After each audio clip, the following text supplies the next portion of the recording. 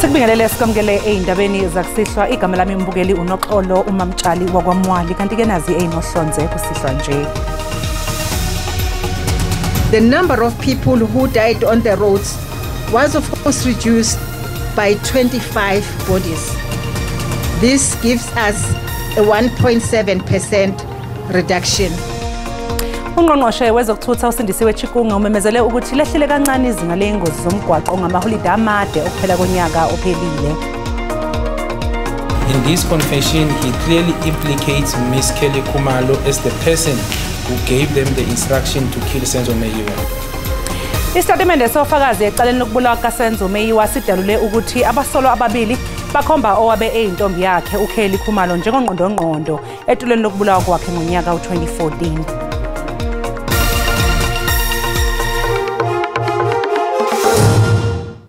Ungqongqoshe wezokuthutha uSindisiwe Chikunga umemezele ukuthi lehlile kancane izinga lengozi zomgwaqo ngamaholide amade okuphela konyaka ophelile.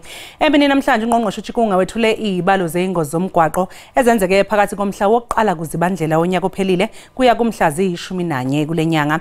Bayinkulungwane namakhulu 450 abantu abashonwe engozini ngesikhathi samaholide edlule. Umbiko wezingozi zomgwaqo uphinde wabalula nokuthi phakathi kokunye okube umthelelo omkhulu yijubane eliphezulu kanye nalabo abekade beshayela bephuzile. Ingxenye engamaphesenti angama40 kulabo abashona ezingozini zomgwaqo bengabantu abashayiswe izimoto behamba ngeinyawo.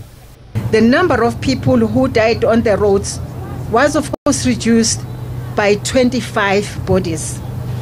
This gives us a 1.7% reduction from 1,452 in the previous reporting period to 1,427 in the current period. The number of fatal crashes experienced over the 2023-2024 festive period, that is fatal crashes, is 1,184. Izimpela sonto lapho abantu beholile ngezinye izibonakala eziqhamile kwenyukeni kwezinga lezingozi zomgwaqo. During this festive season, we stopped people who were driving under the influence of alcohol at about around 7 o'clock in the morning during the week.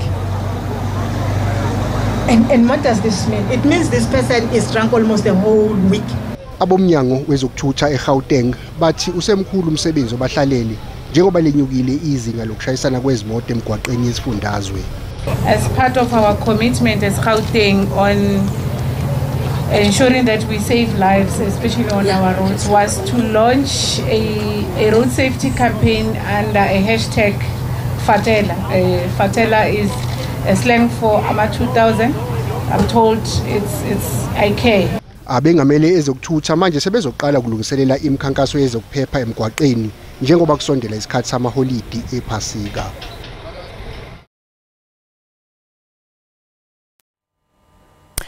uKelly Khumalo uyena owathenga inkabi ezabulala isihlabane ebholeni likanobhutshuzwayo uSenzo Meyiwa. Lezi indaba ziqukethwe isitatimende somphenyi kuleli cala uBrigadier uBongani Gininda. Ngokwencwadi efungelwe kaGininda kuvela ukuthi ke umsolo wokuqala umuzi Sibiya kanye nomsolo wesibili uBongani Ntanzi yibona ke abadalula ukuthi uKhumalo ungqondongqondo edluleni emhlabeni kaMeyiwa. Kubanjwe ongenzansi ecaleni eselineminyaka eyishumi lithethwa ngenkathi incwadi efungelwe yomphenyi uBongani Gininda ngoLwezi ngo2020 iveza ukuthi abasolwa ababili kuleli icala badalula ukuthi uKelly Khumalo uyena owahlela noma wanikeza umhlahlandlela ekubulaweni kwaloyo owayeyisoka lakhe uSenzo Meyiwa. In this confession, he clearly implicates Ms. Kelly Khumalo as the person who gave them the instruction to kill Senzo Meyiwa. Akusuyena umsola wokuqala kuphela okhombela umculo wesifazane njengoba nesandla ekushoneni kaMeyiwa, kodwa nomsola wesibili uBongani Ntanzi naye uveza ukuthi nguyena uKhumalo owacija itulo lokubulala. He also implicates Ms. Kelly Khumalo as the person who gave the order to kill Senzo Meyiwa. Incwadi efungelwe kaGininda iphinde iveze ukuthi kwakukhona ukuxhumana ngomakhalekhukhwini phakathi kaKhumalo nomsola wesithathu uMthobisi Mncube nomsola wesihlanu ofisa okuhle Ntuli, kanti futhi uKhumalo zangadaluli inombolo zomakhalekhukhwini ezine kwaba kwazidlodlo. Le ncwadi efungelwe kaGininda iphinde iveza imininingwane yokuxhumana phakathi kwakhe uKhumalo nosisi wakhe kusukela ngo-2013 lapho uKhumalo wayefuna ukumsusa uMeyiwa.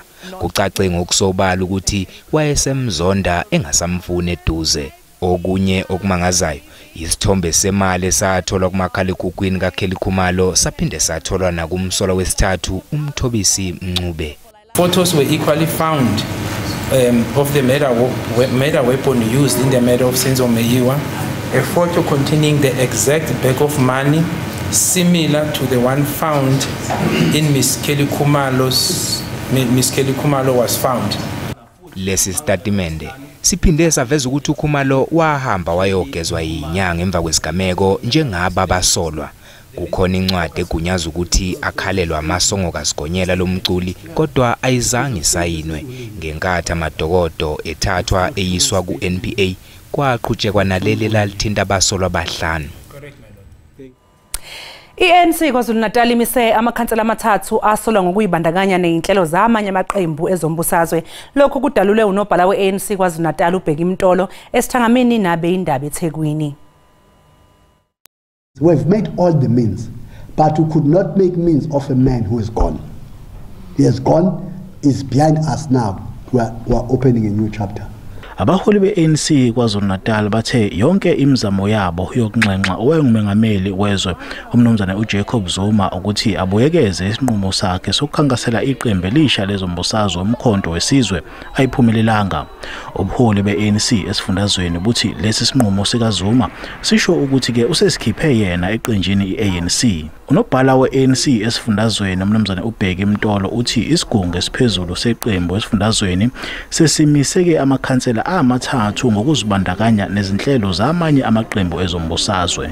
Members of the ANC who associate themselves and participate actively in activities of other political parties that contest elections against the African National Congress, they are presumed as having left the ANC and voluntarily terminated their membership and will be removed from the membership register of all our members. I-ANC ithi isemzamweni yokuxazulula izinkinga zokulethwa kwesidingo zomphakathi kwabanye omasipala bangaphansi kwayo. Sekuqokwe iziphathimandla ke kumasipala wakwaDukuza, eMdoni kanye naseRenkonyeni. I-ANC esifundazweni ithi umengameli wezwe umnumzana uCyril Ramaphosa uzokuthamela imbizo ezokusingathwa eThekwini ngenyanga ezayo ukuzolalela izinkinga ezikhungethe lomphakathi. NginguSimphiwe Makhanya wezindaba zeSABC eseThekwini.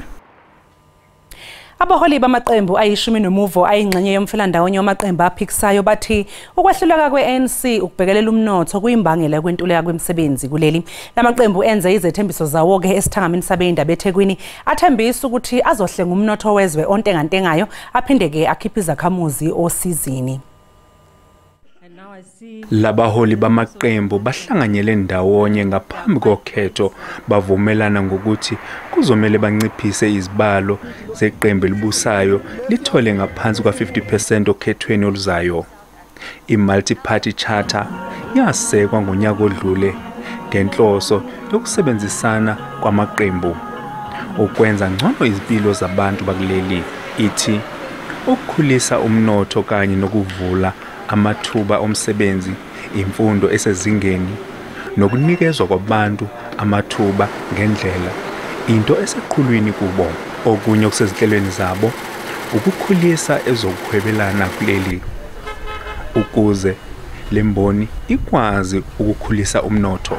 Laba bathi bazimisele ngokuthi benze ngcono ama-SMMEs. That if this multi-party charter gets into the union buildings, that you're going to see a radical overhaul that would see more people getting assisted, being able to lift above the food poverty line those grants.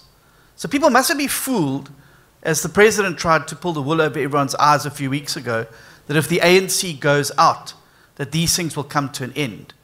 One of the killers of our economy is the exorbitant growing fuel prices. The parties to the multi-party charter are in full agreement. Yakhala ngezinkinga ezibhekene namabhizinisi kahulumeni.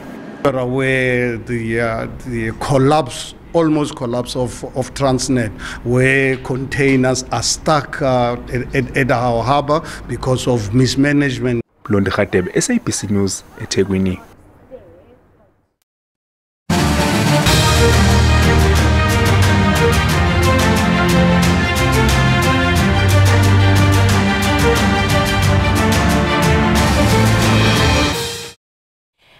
Abaningi balindele ukuthi umengameli wezwe uCyril Ramaphosa amemezele usuku lokuvota ngenyanga ezayo uma ethula inkulumo yakhe yaminyaka yonke ayethulela isizwe. Kulempela sonto abantu bakuleli abazinze kwamanye amazwe bazothola ke ithuba lokubhalisela ukhetho likazwelonke. Since 2009, the benefit is available to everybody that is outside of the country. To ensure that we register people who have not relinquished their citizenship and taken other citizenships elsewhere, there's a requirement for an identity document as well as a valid passport. The requirement for a valid passport is precisely intended to check whether the person is still a citizen of the Republic. So that's how we check, by using a valid passport. Mbukeli okwamanje ke nje sathi qhu ngapha ngaseyitolo kanti uma ngabe sibuya sokuphathela udaba oluthi silela ukukhula kwethu, silela imfundo yethu, angeke uze ukhona ukufunda eklasini kushisa. Abazali besikole samabanga aphakeme eNkomazi eMpumalanga sebephinde basivala lesi sikole bakhala ngenqalasizinda engekho ezingeni elifanele kanye nokugcwala ngokweqile emagumbini okufundela.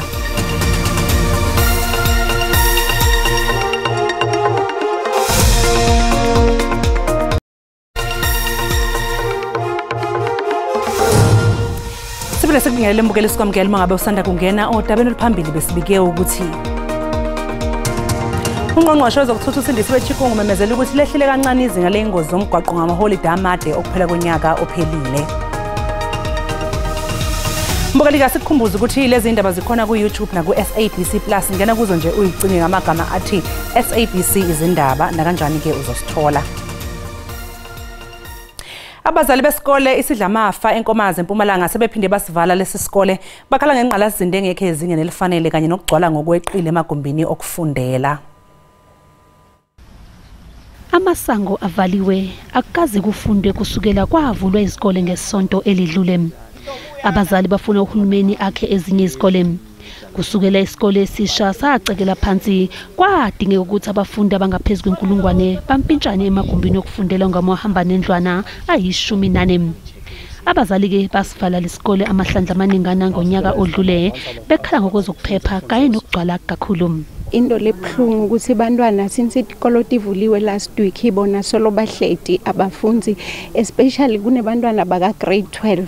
Abafundi ke bazwakalisa ukukhathazeka ngalesi simo. Lana silela impumelelo yethu, silela ukukhula kwethu, silela imfundo yethu, angeke uze ukhona ukufunda eklasini kushisa, kuyanuka, they tell us ukuthi siyanuka. Ikhomishana yamalungelo abantu ivakashele lesikole. Uma sifika la esikoleni sithola ukuthi simo singalendlela le akukho mnanzi kakhulu. Ngiyacabanga ukuthi batali balimele kakhulu nebantwana balimele ukuthi abakhona ukuya esikoleni ngoba simo sinje. Umnyango wezemfundo eMpumalanga uthi uyazi ngeinselelo ebhekene nesikole. Zamafa Secondary School will be prioritizing the 2024-2025 financial year for a construction of 32 classrooms, admin block, a school hall, ablution facilities and many other infrastructure projects are in that school. Kusenjalo kulethwa amagumbi okufundela angomahamba nendlwana amabili namhlanje. Ihhovisi likaMengameli nehhovisi lommeli wombuso sebefaka amaphepha enkantolo ephakeme yasePitoli. Bafuna inkantolo iyalele lowo wayengumengameli wezwe uJacob Zuma ukuba khokha imali eyigidi engaphezulu kwama-29 zamarandi yeindleko zabameli. Amaphepha aveza ukuthi mhlalulunye kuMfumfu ngo-2021 uZuma wanikwa incwadi ummeli wombuso emphoqo ukuba buyisa imali engaphezulu kwa-18 million amarandi ngaleso sikhathi, kodwa ke uZuma wehluleka ukukhokha leyo mali akazange aphendule encwadini anikwa yona. Lokhu kuza emva kokuthi inkantolo ephakeme ithe umbuso awuhlangene nezindleko zabameli ezenziwe wayengumengameli uJacob Zuma ezenza yena uqobo. Ummeli wombuso ke uyalele ukuba athathe inyathelo ukubuyisa imali yombuso eyakhokhela izindleko zabameli bakaZuma ngoMbasa wango 2021 inkantolo yomthethosisekelo yachitha isicelo sikaZuma sokudlulisa isinqumo ngalolu daba. Isithangami okufanele sicubungule ngekusasa lejaji elisamisiwe esikhundleni uNanamakhubele siphinde saguqana namhlanje engazange aqale ukwenza izethulo zakhe zokuyiphendulela. Isigcawu okufanele siqoqe onke amaphuzu odabeni lwejaji lenkantolo ephakeme elisamisiwe uNanamakhubele sesibheke olwakusasa ikuseni ukuzwa uhlangothi lwakhe lokuziphendulela. But it is the decision of the tribunal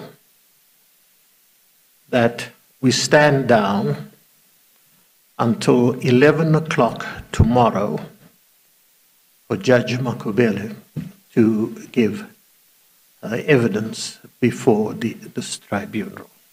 Ngaphambi kokuthi siguqe lesithangami namhlanje, ijaji Makhubele libuzwe ukuthi liyafuna yini kodwa ukwenza izethulo zalo zokuziphendulela. uMakhubele uphendule wathi, I did not say I do not wish to give evidence. I want to give evidence. I need guidance of counsel that was representing me. Udaba lwejaji uNanamakhubele lwavezwa inhlangano ezimele yomphakathi Unite Behind ngonyaka u2019 ngesikhathi ifaka isikhalo ifuna kuphenywa ngeinsolo zokuthi ke ngenzeka ukuthi ijaji uMakhubele wephula umthetho ngokwamukela ukuthi aqokwe njengejaji lenkantolo ephakeme aphinde abe nguhlalo webhodi lePrasa ngesikhathi esisodwa. Amaphoyisa aseqinisekise ukuthi sekuboshwe umsolwa mayelana nokuthungelwa komlilo kwesakhiwo uSindiso eMarshalltown eGoli. Lo mlilo owaqubwa ngoNcwaba nyakenye kwashona kuwo abantu abangama-77. Kwaqubuka umlilo esakhiweni esinezitezi esihlanu okwakuhlala kuzo abantu ngokungemthetho mhla zingama-31 kuNcwaba ngonyaka odlule. Imbangela yokuqubuka komlilo kumanje ayikaziwa. Ngomsombuluko wesilisa neminyaka engama-29 uvumile ukuthi uye waqala lo mlilo. Ukholakala ukuthi wanikezela ngobufakazi kumakhamera ekhomishanini. It is deeply concerning the way the South African government is responding to care for what are essentially incredibly vulnerable South African and African people. We have to do better as a country and we have to demand that our government responds more appropriately. Kulelo thavele enkantolo khona maduze nje kanti uzobhekana necala lokushisa angama-76 okubulala na120 okuzama ukubulala. Umndeni wakwaGwavu ekweleha ngaphandle kwaseMonte Eastern Cape uthi usulahlekelwe isithunzi ngenxa yesimo somuzi ohlala kuwona. Lo mndeni uhlala eMjondolo onegumbi elilodwa ongenwa ngamanzi uma ngabe lina. Unontombi Gwavu oneminyaka engama-70 nongasakwazi ukuhamba uhleli kwelityotyombe iminyaka engaphezulu kwe-10. Ungakwazi kwakho ukuhamba kubangelwa yingulo agaxeleke kuyo kwaye imeko aphila phantsi kwayo iyayidodobalisa impilo yakhe. Imeko yami ibuhlungu uhlala kuleli njena ivusayo. Ndisa akabe engqondweni emphefumulweni wami ndikhula. Inkokheli zokuhlala zithi izicelo zazo kurhulumente wephondo nomasipala azinanzwanga. Human settlement weza wathembisa and wathembisa kangangoko ngehlobo wayethembise ngalo sabona banathi singabahlali noko izakhawuleza imeko kamama sahlala sijongile kulihleli ke sijongile waphela lo nyaka kupheleyo ngoba yayibangiyanga kuba ngathi into ezakwenzeka kulo nyaka kuphela uzathi efika uDisemba umama sehlala nokwendlini. Kodwa uphele ulonyaka sagqitha sathi iChristmas ingakhange yenzeke lonto leyo. Isebe lezozinziso loluntu ephondweni lithi aza kuqosheliswa amalungiselelo kwakhelwa kamama uGwavu phambi kokuba iphele inyanga kaMatshi. Into ebambezeleyo ekubeni yakhiwe kwangethuba igqitywe indlu kamama uGwavu kukuba uqala kufuneke kufunyanwe esiza. Xa kungoku isebe liziqabelisile inkqubo ezifanelekileyo phambi kokuba kuqalwe ulakhiwo. Urhulumente wephondo ubongoze abahlali abaphila kwiimeko ezikumila kunje ukuba bafake izicelo zezindlu zethutyana kwisebe lezozinziso loluntu. Ndingusidima Mveku kwiindaba ze-SABC ekweleha eMpuma Koloni.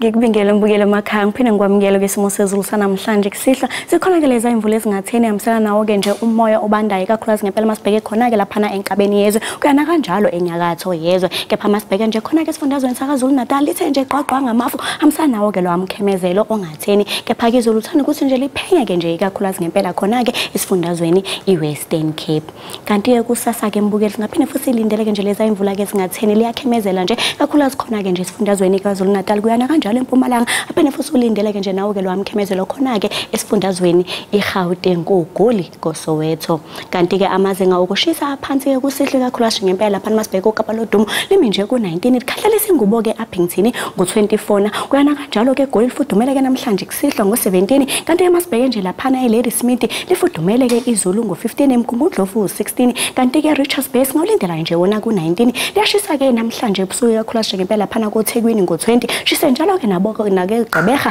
ngo19 kanti ke George thanda ukuthi nje lishisa ke nakhona namhlanje ebusuku ngo18 kanti ke kusasa ke liyashisa ke iZulu ngempela masibheke lapha koKapa lodumo ngo26 liyashisa njalo ke nalapha koAppington ngo37 kanti ke eGoli liyashisa ngo31 kanti ke masibheke nje lapha eMusina singawulindela nje u31 ml u20 kanti ke eMnambithi liyashisa ngo33 kuya kanjalo eMgungundlovu koMbali ngo33 liyashisa njalo ke lapha ke eDeni Dalton oLundu kuya koNongoma kuyana kanjalo eNkandla kanti ke Richards Bay singawulindela nje u31 eThekwini eClermont kwaMashu eMlazi singawulindela ke nje wona u27 kanti masibheke nje lapha ke East London liyashisa ngo28 lifudumala ke lapha ke Gqeberha ngo26 isibeke lapho ke isimo sezulu sanamhlanje kusihla mina ke ngiyintombi kaMadlamini ulange lihle ngoba libalele ngithi konke kufeziwe.